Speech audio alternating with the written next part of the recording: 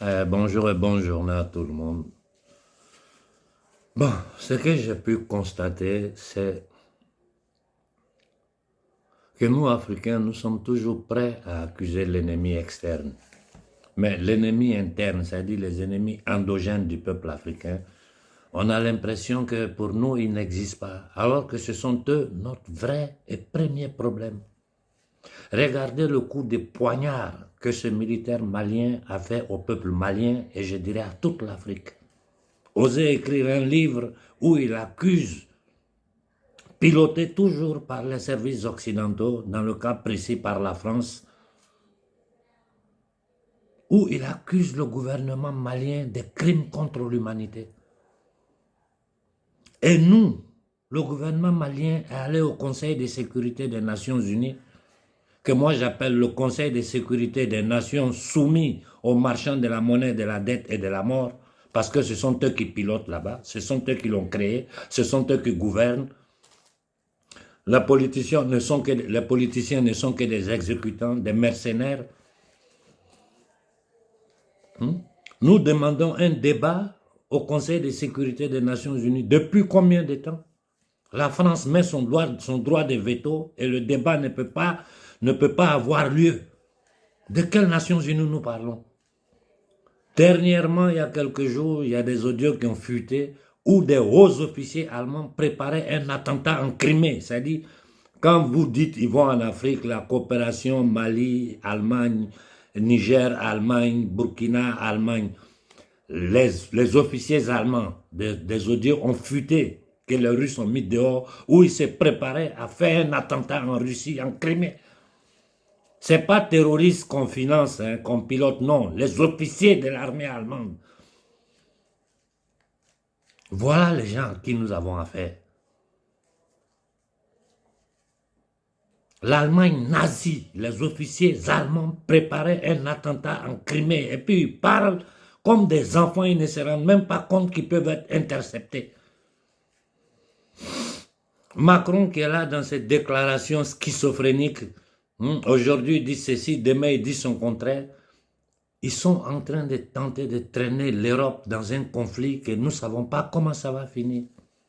Sans oublier le crash économique qui se prépare. Ça fait combien de temps je vous dis, préparez-vous qu'il y aura un crash économique mondial qui risque pour nous les Africains d'être dévastant. Les lois que l'Union européenne est en train de mettre sur pied ici en Europe contre les populations occidentales, nous qui sommes ici, qui suivons la chose de près, on est choqués, on est dépassés. Ils ne peuvent plus venir se présenter aux yeux de l'humanité ou se présenter sur le continent africain pour nous parler de démocratie, quand en France, il n'y a pas de démocratie. Tous les Français conscients savent qui gouverne réellement la France.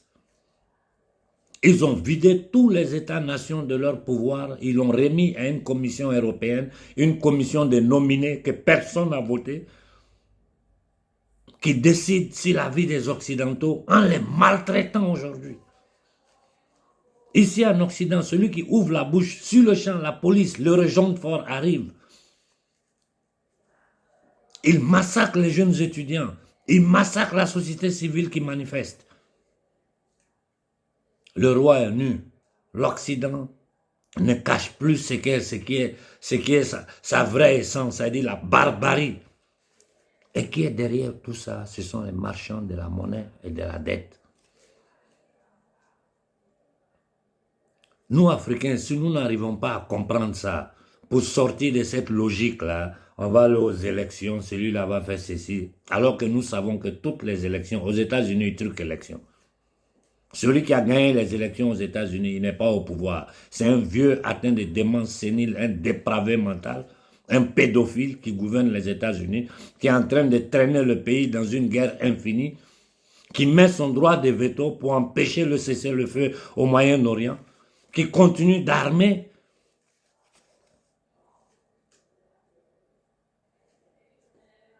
Nous devons lire le monde dans sa réalité.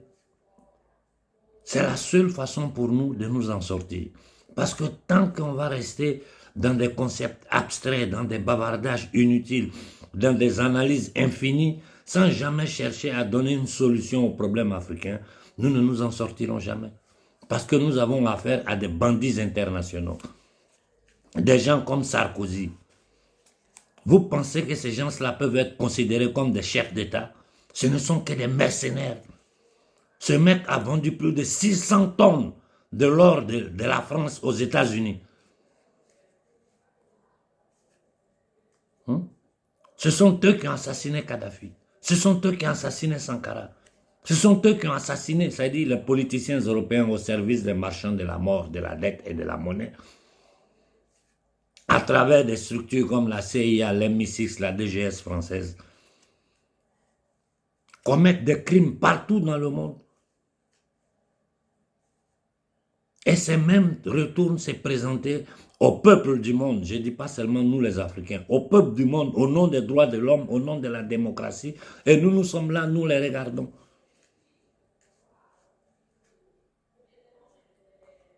Les attentats sur les gazoducs russes, qui l'a fait? Ce sont les services secrets anglo-saxons, Amérique et Angleterre, c'est-à-dire ce sont des États terroristes. Aujourd'hui, ça a recommencé dans le Sahel. Les attaques simultanées des terroristes dans toute la zone de l'AES. Et sur ça, je vous avais prévenu. Je vous avais dit qu'il n'allait pas arrêter. Pourquoi tout ceci? Un, pour empêcher les pays de l'AES de sortir du franc CFA. Un franc nazi.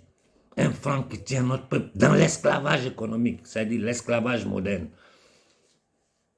Avant là, l'esclave noir des siècles derniers, le patron avait le devoir, l'obligation de donner à manger à son animal noir pour qu'il puisse travailler dans ses champs. Mais aujourd'hui, là, dans l'esclavage moderne, là, non seulement il n'a plus aucun devoir vers son esclave, l'animal noir, il te pille et puis tu dois te débrouiller pour manger. C'est dans ça que nous sommes. Quelle est la solution pour l'Afrique? Quelle est la solution pour l'Afrique? Quand tu regardes au Tchad ce qui se passe, tu vois tout ce beau monde-là qui saute les coalitions à droite, à gauche, on va aller aux élections. Mais tu leur poses une question simple. Quel est votre programme électoral? Personne n'ose ouvrir la bouche. Parce qu'ils savent que tout ce qu'ils vont dire, les Africains vont dire, mais vous vous foutez de notre gueule. Donc ils tournent autour du pot, ils divertissent le peuple tchadien dans des discours abstraits. Je répète, le programme de l'Afrique, là, tous les Africains le savent. L'autodétermination du peuple africain. Ce que les globalistes ne veulent pas. Ils ne veulent pas l'autodétermination d'aucun peuple. L'indépendance énergétique, l'indépendance alimentaire, la libération totale de l'Afrique de toutes les armées d'occupation, l'indépendance politique et culturelle. Nous sommes Africains, nous devons vivre comme des Africains. L'entente et l'harmonie entre les peuples, ça ne signifie pas détruire la culture de tous les peuples pour imposer une culture dépravée que ces mondialistes veulent faire. Je vous ai dit, la beauté de l'humanité, c'est notre diversité. De quoi nous parlons? Quand je m'adresse aux Africains, je suis obligé au même moment de m'adresser aux Occidentaux, à toute l'humanité, parce que nous sommes tous dans le même bateau. Je vous prends un exemple simple. Ces 3 dernières années sous la pandémie,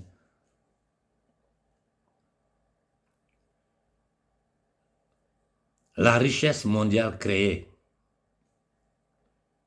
ces 3 dernières années, la richesse mondiale créée, c'est-à-dire le travail de toute l'humanité, la richesse que ça a créée, plus de 60% sont allés à 1% de la population.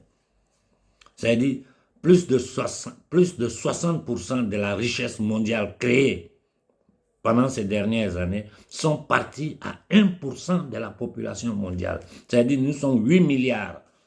8 milliards d'êtres humains qui travaillent et plus de la moitié, plus de 60% sont allés à 1% de la population mondiale. Qui sont ces 1%-là? Et nous savons que dans le monde, plus de 800 millions d'êtres humains vivent n'arrivent pas à manger chaque jour, vivent dans la faim, dans la misère. Plus de 800 millions d'êtres humains n'ont pas à manger. Et cependant, les gouvernements occidentaux parlent de réarmer l'Occident. Essayez de faire un peu de calcul dans votre tête. Ces 2 dernières années, tout ce que l'Occident a investi dans l'armement, combien de centaines de milliards ils ont mis dans l'armement, pendant que des êtres humains n'ont pas à manger, pendant que des êtres humains n'ont pas à se soigner, pendant que des êtres humains n'ont pas où dormir. À commencer par les États-Unis, où il y a plus de 80 millions de gens pauvres, plus de 20 millions qui sont sans domicile. Et l'État américain continue d'investir dans l'armement. Ce sont des petites choses qui doivent nous donner à réfléchir. On n'a pas besoin d'être Einstein ou je ne sais quel intellectuel qui sort de quelles grandes écoles pour comprendre des choses aussi basilaires. En ce moment où je vous parle, les Anglais et les Américains sont au combat au front en Ukraine, en train de combattre parce qu'il faut qu'ils détruisent la Russie à tout prix.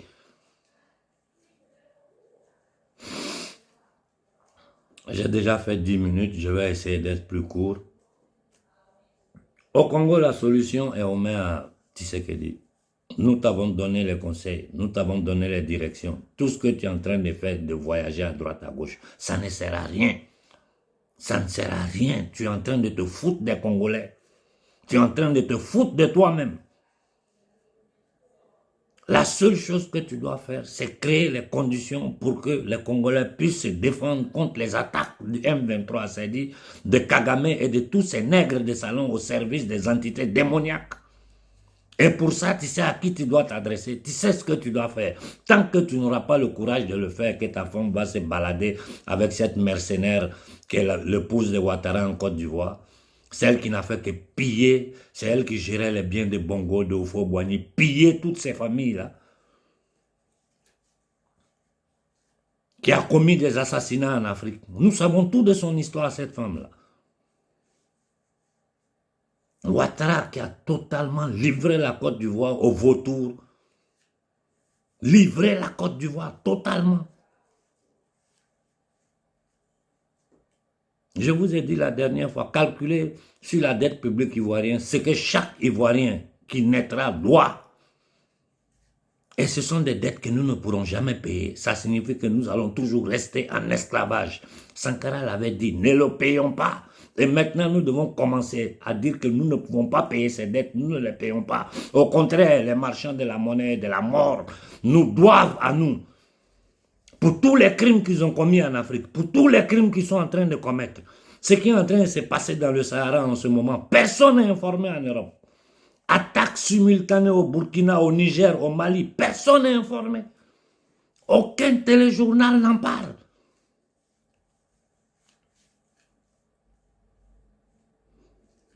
Ce qui se passe en Palestine sous nos yeux. Mais l'homme noir qui est tenu en esclavage depuis 600 ans, quelle est la solution? Il y a 2 solutions. Un, les politiciens doivent avoir le courage de faire leur travail. Ça veut dire répondre aux aspirations du peuple. Et 2, le peuple doit s'élever. Un peuple qui a été tenu en condition, les mots me manquent pour dire ce que le peuple noir a subi. Aujourd'hui, là, cette jeunesse africaine consciente, là, qu'est-ce qui vous empêche de vous lever? J'ai passé toute l'année dernière à le répéter. Et cette année encore, je suis en train de le répéter. Vous ne pouvez pas vous organiser entre vous sur le continent, les jeunes leaders africains, vous parler, choisir un jour et faire lever tout le monde dans l'AES, parce qu'en ce moment, c'est l'AES qui est en danger. Et je vais ouvrir une parenthèse pour dire au colonel Koïta, tu sais, cette histoire de Ben, ça commence à nous fatiguer. Vraiment, ça commence à nous fatiguer. Je me suis adressé à toi publiquement. Au moment où il doit sortir, ils ont trouvé encore une accusation farfelue pour le retenir en prison. C'est jusqu'à présent, sur le chéquier international, nous n'avons pas agi, nous ne l'avons pas fait à cause de toi.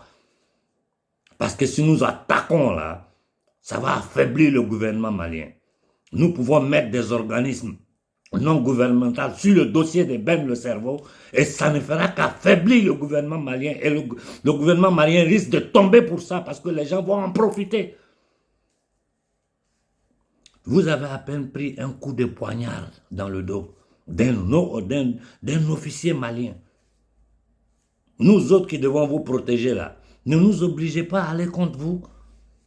Parce que quand on va attaquer là, tout va retomber sur le colonel Koïta. Et c'est ce que nous voulons éviter. Et tout ce beau monde qui s'est baladé au Mali a tiré les photos avec Ben, avec le gouvernement malien, où vous êtes, bande de lâches, d'hypocrites et d'affairistes. Aujourd'hui là, si tout le monde panafricain s'est levé pour demander la libération de Ben là, Ben demain matin il serait libre. Parce que la pression allait monter sur les indignes qui sont au Mali, qui sont en train de le tenir en prison. Mais vous êtes tous zit, personne ne dit pas une parole.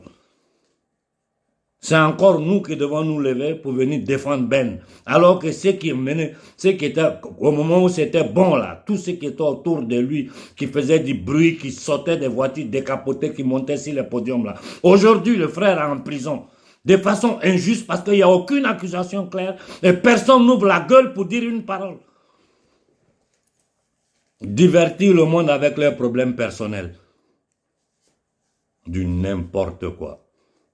J'ai dit au colonel Koïta, je viens de nouveau publiquement te demander d'agir pour faire sortir notre frère. Nous ne pouvons pas prendre des positions juridiques sur le plan international à cause de toi.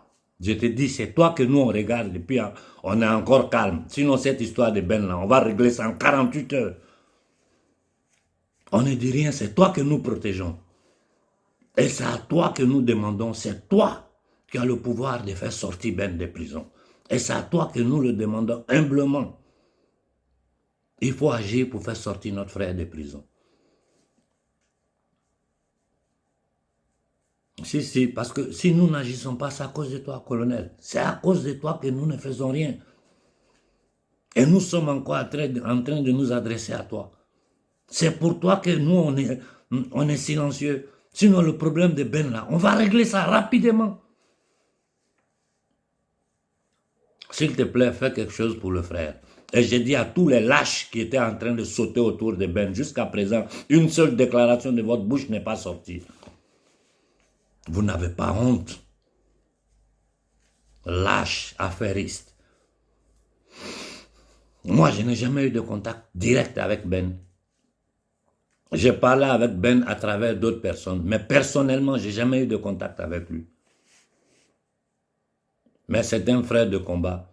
Quand il est injustement emprisonné, sans aucune... Donnez-nous les preuves de ce que vous dites là, et puis on va dire vous avez raison. Personne ne peut donner aucune preuve. Ça ne fait que divaguer, parler dans l'abstrait, cybercriminalité. Ça signifie quoi?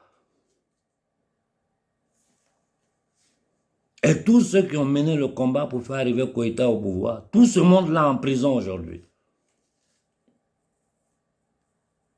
Et les mêmes politiciens qui ont vendu le Mali, qui se sont enrichis, ces mêmes familles-là sont encore en train de manger au Mali pendant que le peuple malien est dans la souffrance. Nous demandons au peuple malien de serrer la ceinture à cause de toi, Koïta.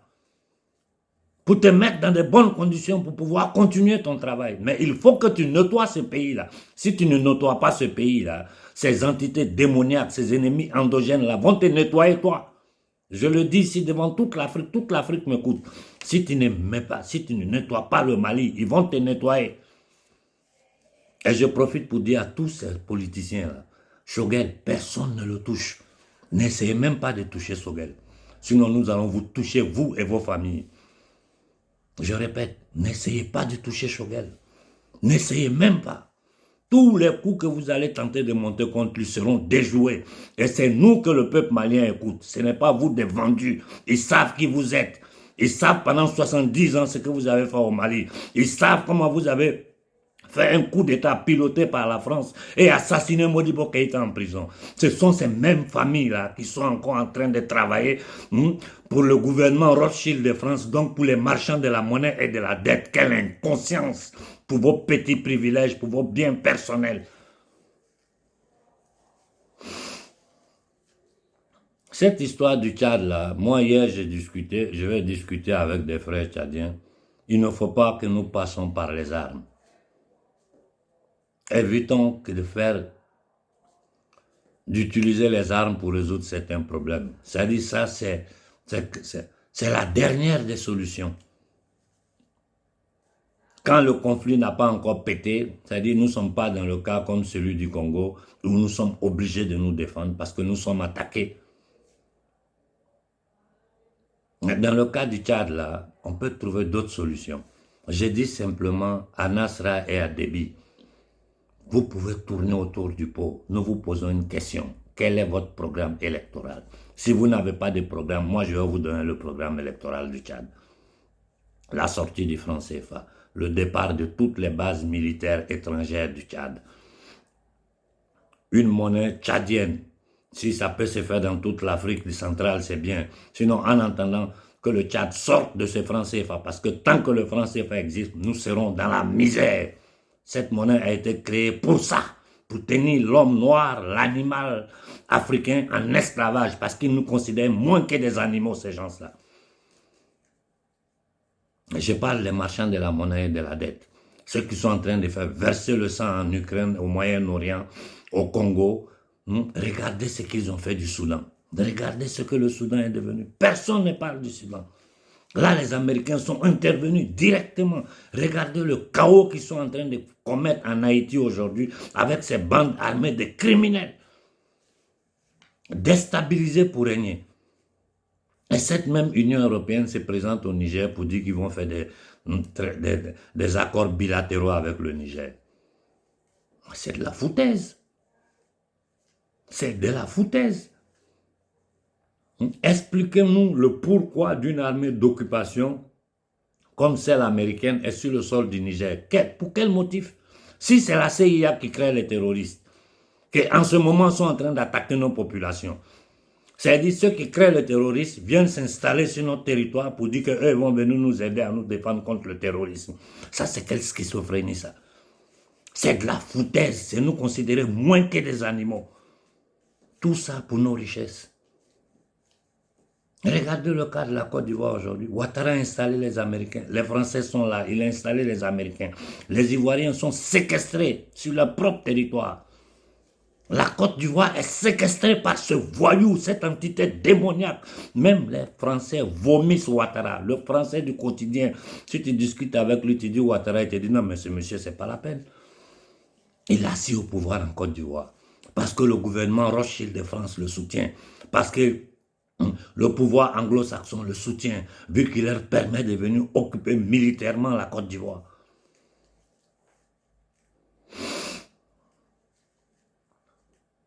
Il y a une solution qui nous reste. Je le répète, jusqu'à la nausée. Organisons-nous pour nous lever. Ce n'est pas nous de l'extérieur qui allons décider quand et comment vous devez vous lever. C'est vous qui devez avoir l'abnégation, l'humilité, le courage, l'intelligence et la conscience de comprendre qu'il est temps que le peuple africain, après 600 ans de souffrance, se lève pour dire ça suffit. Vous êtes des centaines de millions de jeunes. Comment est-ce possible que vous ne pouvez pas, dans les pays de l'AES, concorder une manifestation globale, que toute l'AES se lève ensemble? En une journée, tous les Noirs de l'AES font sentir leur voix. Ça va aider même nos frères du Congo. Et à nos frères du Congo, je vous ai dit, il est temps d'aller vous adresser directement aux ambassades de ces gouvernements Rothschild d'Occident, c'est-à-dire la France, l'Angleterre et les États-Unis. Et je vous ai dit, je veux des millions de Congolais devant ces institutions-là. Je veux des millions de Congolais. Vous allez même aider Tshisekedi dans son tâtonnement à prendre des directions. Ce n'est pas facile pour nos dirigeants. Hein. Moi, je les attaque, mais je sais ce qu'ils subissent. Je sais les risques que Tshisekedi court. Ce n'est pas que je ne suis pas conscient. Je sais qu'ils vont tenter de le tuer à la première occasion. Mais quand tu décides de te mettre à la tête d'un peuple, tu dois être prêt à mourir pour ce peuple. Sankara l'a fait. Modibo Keïta l'a fait. Sékou Touré, toute sa vie, il a résisté, malgré tout ce qu'il a subi. Olympus l'a fait, Lumumba l'a fait. Quand on décide d'arriver à la présidence de la République pour guider son pays, son peuple, on doit être prêt à tout. Tu dois prendre les dispositions pour te protéger. On ne sait pas. Si ce qui peut arriver. Mais si ça arrive, au moins, là, tout le monde sait que tu as mené le combat pour ton peuple et que tu es tombé au front. Et j'ai dit aux Congolais, si vous voulez aider Tshisekedi, levez-vous devant ces ambassades-là. N'écoutez pas toutes les balivernes que les gens vous racontent. Ils ont peur d'une seule chose, c'est être exposé aux yeux de toute l'humanité. Imaginez-vous des millions de Congolais qui encerclent ces ambassades-là. Comment ils vont faire pour mentir? Comment ils vont faire pour mentir? Et je vous dis, il faut que le peuple du Niger le sache. Le gouvernement du Niger a peur. Ils ont peur des Américains. En dehors des traites qu'il y a à l'intérieur du Niger, ceux même qui veulent faire quelque chose là, ils ont peur parce que ces gens-là sont des barbares. Il y a un militaire américain qui s'est donné le feu il y a quelques jours de cela. Tellement il en a eu marre des crimes que l'armée au service des Rothschild, des Rockefeller, des Morgan, de la maudite famille d'Angleterre, d'Hollande, de Belgique, c'est-à-dire ces satanistes, ces entités démoniaques, des démons dans un corps humain, sont en train de commettre partout dans le monde. J'ai fait 26 minutes, je vais m'arrêter. J'ai dit au colonel Koïta, ce matin j'ai discuté avec Donald, et je vais continuer à discuter avec nos frères de la diaspora. Il faut prendre des dispositions pour libérer notre frère Ben. Si cela n'est pas fait, je demande que vous nous donnez publiquement les preuves des accusations qu'il y a contre lui. On ne peut pas tenir quelqu'un en prison avec des accusations abstraites. Et tous ceux qui sont au Mali en train de travailler là, contre le gouvernement malien, les imams d'Iko là, je cite même pas les noms, c'est pas la peine. Tout ce beau monde là, ce combat que nous menons là, est plus grand que nous. Dans ce combat là, il y a Dieu dedans. Et vous allez tous périr, vous serez tous maudits, vous et votre descendance, qui travaillez pour continuer à tenir le peuple africain dans la misère, dans l'esclavage. Et vous vous appelez religieux, vous vous faites appeler intellectuel. La violence du gouvernement togolais. J'ai posté une vidéo où des militaires frappent des gens. Mais, ça dit, quand je l'ai posté, les gens ont commencé à m'appeler ici pour dire, mais Konaré, c'est quoi ça? J'ai dit, c'est ça, le régime togolais, qui maintient ce peuple-là dans la misère, dans la peur, dans le traumatisme depuis 50 ans, des pères en fils. Et les démocrates du gouvernement Rothschild de France ne disent rien. Parce que ces nègres de salon-là travaillent pour eux. Le minable du Bénin des Talons, vous appelez ça président? Un assassin, un criminel, un dépravé mental, qui ne passe son temps qu'à faire de la sorcellerie. Au Bénin, les gens n'ont pas à manger. Au Bénin, les gens sont dans la souffrance. L'économie est totalement informelle. Tout ça là, c'est le franc CFA qui est derrière ça. J'ai fini en disant à nos dirigeants, ces institutions des usuriers internationaux là, faites attention. Faites attention. Nous, en ce moment, on ne peut pas s'en prendre à vous parce que si nous nous en prenons à vous, nous vous affaiblissons et ça va arranger nos ennemis. Voilà pourquoi si beaucoup de choses, on se tait. Mais certaines choses qui sont vraiment fondamentales, on ne peut pas se taire. Il faut que vous accélérez la sortie des pays de l'AES, du franc CFA. Maintenant, et ce n'est pas moi qui le dis, c'est toute l'Afrique qui me bombarde du matin au soir. Choguel, ça c'est ton travail. À toi, nous on a confiance pour ça. Ça c'est ton travail, Choguel. Et sois tranquille, personne ne peut te toucher au Mali comme hors du Mali. Parce que s'ils le font, nous allons faire péter toute l'Afrique. Oui, oui, c'est nous qui retenons les jeunes. C'est nous qui les retenons. Sinon, toutes vos institutions là, on vous a donné un petit exemple au Sénégal il y a 2 ou 3 ans de cela. Moi, j'étais derrière ça. Et si les Sénégalais m'avaient écouté, qu'on avait terminé le travail là, aujourd'hui là, le Sénégal ne serait pas dans ces conditions. Toujours des imams, des hommes politiques, des soi-disant intellectuels ont permis que Macky reste au pouvoir. Voilà les résultats aujourd'hui.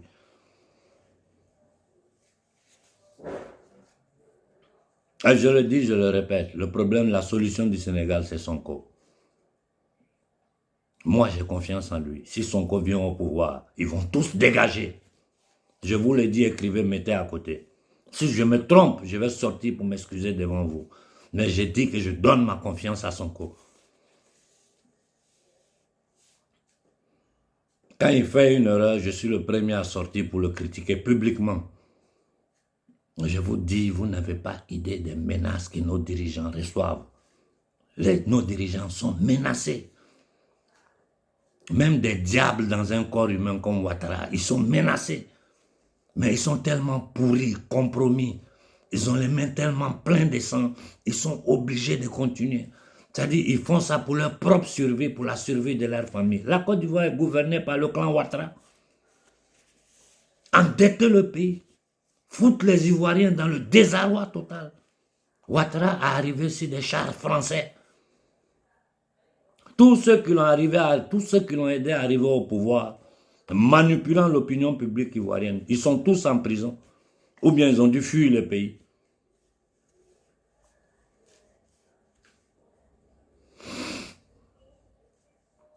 Au Gabon, ce n'est pas la peine. Ils nous ont fait le jeu des 3 cartes et ils ont placé un autre nègre de salon qui est là, un voleur, un escroc. Toujours des militaires indignes. Quand je prends le cas de la Guinée, je regarde le Doumbia, j'ai même ma main sur ma tête. Regardez le capitaine Ibé, regardez le colonel Koïta, et puis regardez Doumbia. Vous voyez qui est militaire et qui est criminel. C'est-à-dire, quand tu regardes Doumbia, c'est un voyou. Quand nous, on était gosses, là, au cinéma, autour des cinémas, dans les quartiers, il y avait des gens, en Côte d'Ivoire, on les appelait les nouchis. Quand tu regardes Doumbia, là, c'est un nouchi, c'est un voyou.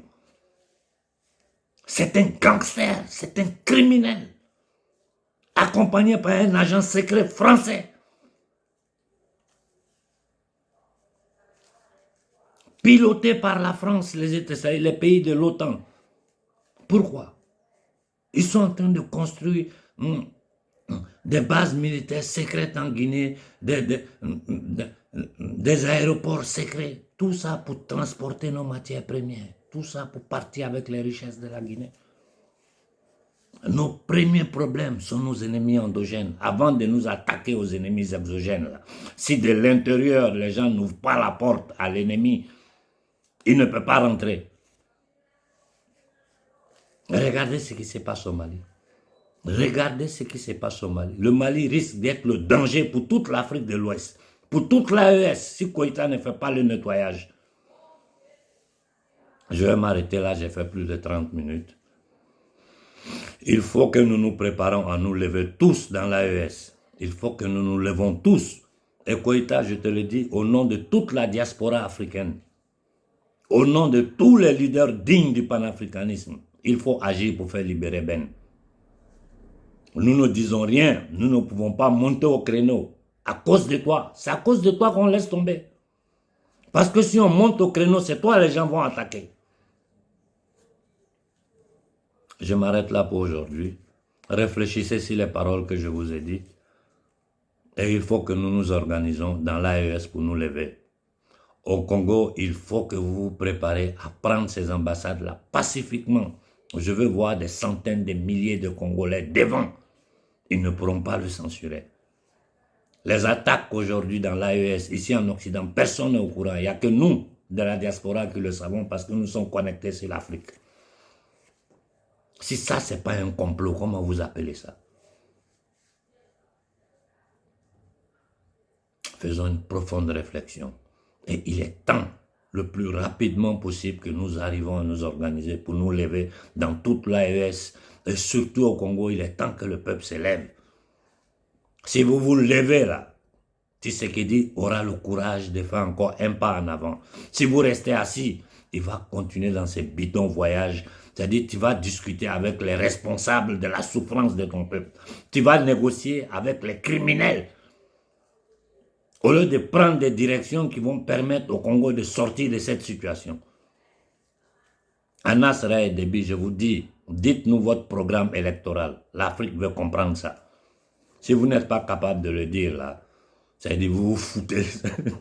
C'est-à-dire, vous devenez ridicule aux yeux du peuple africain. Dites-nous quel est votre programme. Nous, notre programme, nous, Africains, on connaît. Et toute l'Afrique le sait. Dites-nous, vous, là, quel est votre programme et vous voulez être président au Tchad. Bonne journée à tout le monde.